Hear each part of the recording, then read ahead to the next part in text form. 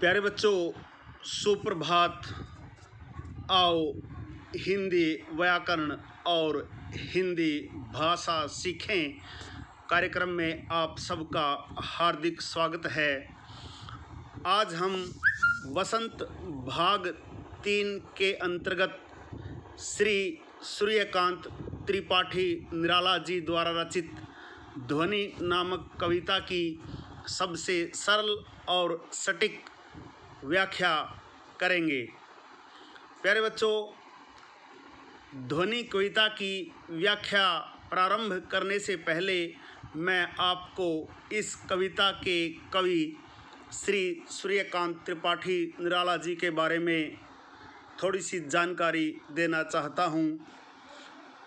हिंदी साहित्य जगत में महाप्राण निराला नाम से प्रसिद्ध सूर्यकांत त्रिपाठी निराला का जन्म सन 1897 ईस्वी में हुआ था। इनका जन्म बंगाल के मेदिनीपुर जिले के महिषादल नामक स्थान पर हुआ था। इनके पिता राम सहाय त्रिपाठी उत्तर प्रदेश के उन्नाव जिले के गांव गड़ा कोला के निवासी थे। वे उस समय रियासत महिषादल में कोषाध्यक्ष थे। जब निराला जी 3 वर्ष के थे तो इनकी माता का देहावसान हो गया था। इनको अधिकांश शिक्षा घर पर ही प्राप्त हुई। पुत्री की याद में इन्होंने शोक गीत लिखा था। महादेवी वर्मा ने इन्हें साहित्यकार संसद में रखा था, लेकिन वे वहाँ भी देर तक नहीं रहे थे। समय के साथ इनका शरीर बीमारियों से जर्जर हो गया था। 15 अगस्त सन 1961 ईस्वी में इनका देहांत हो गया था। निराला जी अत्यंत उदार, स्वाभिमानी, अध्ययनशील, प्रकृति प्रेमी तथा सरल स्वभाव के व्यक्ति थे। निराला जी की प्रमुख रचनाएं हैं अनामिका, परिमल, गीतिका, वेला, नए पत्ते, अपरा, आराधना, अर्चना आदि। प्यारे बच्चों, आज की कविता प्रारंभ करने से पहले मैं इस कविता के शब्दार्थों से आपको परिचित करवाना चाहता हूँ। इस कविता के मुख्य शब्दार्थ हैं मृदुल, कोमल। मृदुल का मतलब होता है कोमल। पात, पत्ता। गात, शरीर। निंद्रित, सोया हुआ। प्रत्युष, प्रातः काल। तंद्रालस, नींद से अलसाया हुआ। लालसा, कुछ पाने की चाह, अभिलाषा, इच्छा। शब्दार्थों के बाद प्यारे बच्चों, आइए ध्वनि कविता की सप्रसंग व्याख्या प्रारंभ करते हैं। निराला जी कहते हैं, अभी न होगा मेरा अंत, अभी अभी ही तो आया है मेरे वन में मृदुल वसंत, अभी न होगा मेरा अंत। प्यारे बच्चों, सरलार्थ लिखने से पहले हमें प्रसंग लिखना होता है। यदि मैं इस पद्यांश के प्रसंग की बात करूं तो देखिए, प्रस्तुत पद्यांश हमारी हिंदी की पाठ्य पुस्तक वसंत भाग 3 में संकलित कविता ध्वनि से लिया गया है। इसके कवि श्री सूर्यकांत त्रिपाठी निराला जी हैं। इस कविता में कवि ने निराश हताश जीवन में खुशियां भरने की बात की है, जिससे वह प्रत्येक मानव के मन में उत्साह का संचार कर सके। कवि ने यहाँ अपनी आशावादिता और लोक कल्याण की भावना को प्रकट किया है। निराला जी कहते हैं, अभी न होगा मेरा अंत, अभी अभी ही तो आया है मेरे वन में मृदुल वसंत, अभी न होगा मेरा अंत। निराला जी कहते हैं, अभी उनका अंतिम समय नहीं आया है, अभी उनकी मृत्यु नहीं आई है। विद्रोही कवि निराला जी मानो अपने विरोधियों को चुनौती देते हुए कहते हैं कि उनका अंत अभी नहीं हो सकता। उन्हें कोई मृत प्राय समझने की भूल न करे। अभी अभी उनके मन रूपी जंगल में वसंत आया है, अर्थात उनके हृदय में नवीन खुशियों का आगमन हुआ है। इतना सब कुछ हो जाने एवं प्राप्त कर लेने के बाद अभी उनकी मृत्यु नहीं आ सकती। उनके वन रूपी हृदय में दयामय, कोमल, मोहक, नरम और नाजुक वसंत रूपी खुशियों का आगमन हुआ है। कवि के कहने का भाव यह है कि अभी तो उन्हें इस संसार के लिए बहुत कुछ करना है, इतनी जल्दी उनका अंत कैसे हो सकता है। उन्हें कोई मृत अथवा मरा हुआ समझने की भूल न करें। प्यारे बच्चों, निराला जी ने इस पद्यांश में जीवन में खुशियों रूपी वसंत आने की बात कही है। कवि मृत्यु को दूर तक न आने की बात कहता है। इस पद्यांश में तत्सम तद्भव शब्दों का मिला जुला प्रयोग हुआ है। भाषा बड़ी सहज, सरल एवं भावों के अनुकूल है। अगला पद्यांश देखिए।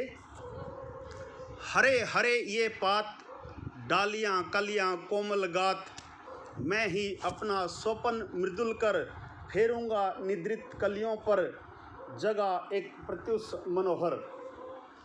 प्रस्तुत पद्यांश हमारी हिंदी की पाठ्य पुस्तक वसंत भाग 3 में संकलित ध्वनि नामक कविता से लिया गया है। इसके रचयिता श्री सूर्यकांत त्रिपाठी निराला जी हैं।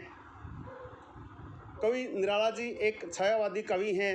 यहाँ कवि ने प्रकृति के माध्यम से मन के भावों को प्रकट करना चाहा है। कवि अपने सपनों को कोमल और सुकुमार बनाकर दूसरों को खुशियाँ बांटना चाहते हैं। हरे हरे ये पात, डालियाँ कलियाँ कोमल गात। इन पंक्तियों में कवि कहना चाहता है कि मेरे जीवन रूपी वन में अभी अभी तो कोमल बसंत आया है, अर्थात मुझ में यौवन के लिए उचित उत्साह का संचार हुआ है। ये हरे हरे पात, ये हरे हरे पत्तों रूपी नवीन भाव तथा कोमल कलियों रूपी प्रेरणाएं तथा कोमल गात, कोमल शरीर वाली कलियों रूपी आशाएं अभी अभी तो पैदा हुई हैं, प्रकट हुई हैं। मैं ही अपना स्वपन मृदुल कर, फेरूंगा निद्रित कलियों पर, जगा एक प्रत्युष मनोहर। निराला जी कहते हैं, मैं सपनों की तरह कोमल हाथ फेर कर इन कलियों को नवजीवन प्रदान करूंगा। फेरूंगा निद्रित कलियों पर, जगा एक प्रत्युष मनोहर। निराला जी कहते हैं, मैं सपनों की तरह कोमल हाथ फेर कर इन कलियों को नवजीवन प्रदान करूंगा और उनमें मनोहर प्रभात अर्थात मन को मोह लेने वाला प्रातः जगाऊंगा, अर्थात उन्हें नवीन ताजगी से भर दूंगा।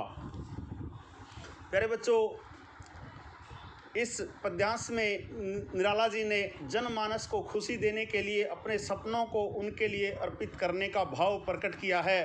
प्रकृति का मनोहारी चित्रण किया गया है। इस पद्यांश में भी तत्सम और तद्भव शब्दों का मिला जुला प्रयोग हुआ है। अंतिम पद्यांश देखिए।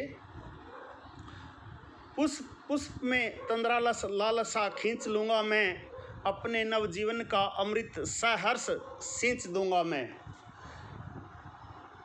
द्वार दिखा दूंगा फिर उनको, है मेरे वे जहां अनंत, अभी न होगा मेरा अंत।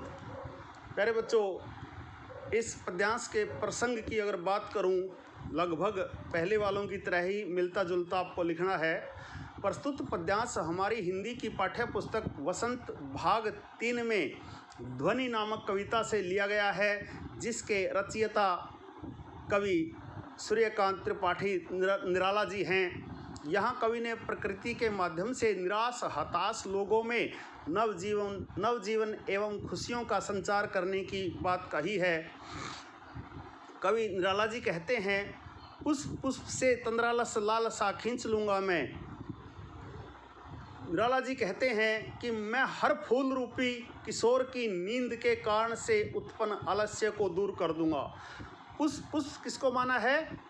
आलस्य से ग्रसित जो युवा है उनको संबोधित करते हुए, आलस्य से ग्रसित युवाओं को संबोधित करते हुए निराला जी कहते हैं कि मैं हर फूल रूपी किशोर की नींद के कारण से उत्पन्न आलस्य को दूर कर दूंगा।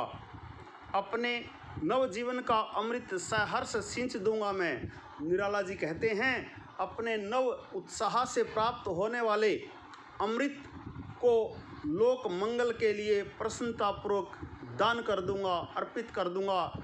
मैं अपना सर्वस्व लोक कल्याण में लगा दूंगा और संसार के सभी पदार्थों को अपने आराध्य के चरणों में अर्पित कर दूंगा। उन्हें अपने आराध्य देव जिसकी वो उपासना करते हैं उस तक ले जाने की बात यहाँ निराला जी कहते हैं। अभी न होगा मेरा अंत, अभी तो मुझ में नव उत्साह और प्रसन्नता का उदय हुआ है, आगमन हुआ है। मैं किसी प्रकार से भी इतनी जल्दी अपनी हार नहीं मान सकता, अपनी मृत्यु को स्वीकार नहीं कर सकता। कवि अपने भावों के माध्यम से युवा वर्ग में निराशा के भावों को दूर कर प्रकट करना चाहता है कि अभी उसके जीवन में वसंत आया ही है और उसका अंत अभी इतनी जल्दी होने वाला नहीं है। प्यारे बच्चों, सूर्यकांत त्रिपाठी निराला जी ने अपने जीवन के अमृत को अन्य जीवों में बांटने की बात कही है। तत्सम तद्भव शब्दों का प्रयोग खूबी के साथ किया गया है। कविता की भाषा पूर्ण रूप से सरल, सहज और भावों के अनुरूप प्रयोग हुई है। प्यारे बच्चों, यह थी आपकी ध्वनि कविता की सप्रसंग व्याख्या। आशा है आपको अच्छी प्रकार से समझ में आई होगी। प्यारे बच्चों, आज की ध्वनि कविता की यह सप्रसंग व्याख्या यदि आपको अच्छी प्रकार से समझ में आई हो तो इस वीडियो को ज़्यादा से ज़्यादा शेयर अवश्य करें, लाइक और कमेंट ज़रूर करें, जो किसी भी अध्यापक के लिए हौसला बढ़ाने का काम करते हैं। प्यारे बच्चों, यदि आप संगम टीवी हिंदी व्याकरण के साथ अब तक नहीं जुड़े हैं तो आप संगम टीवी हिंदी व्याकरण को अवश्य ही सब्सक्राइब करें। और यदि आप चाहते हैं कि संगम टीवी पर प्रसारित होने वाले हिंदी व्याकरण और हिंदी भाषा के पाठों का सबसे सरल और सटीक विश्लेषण YouTube पर अपलोड होते ही उसका नोटिफिकेशन आपके पास पहुंचे, आप वीडियो पर दिए बेल आइकन को ज़रूर दबाएं। आपका दिन मंगलमय हो।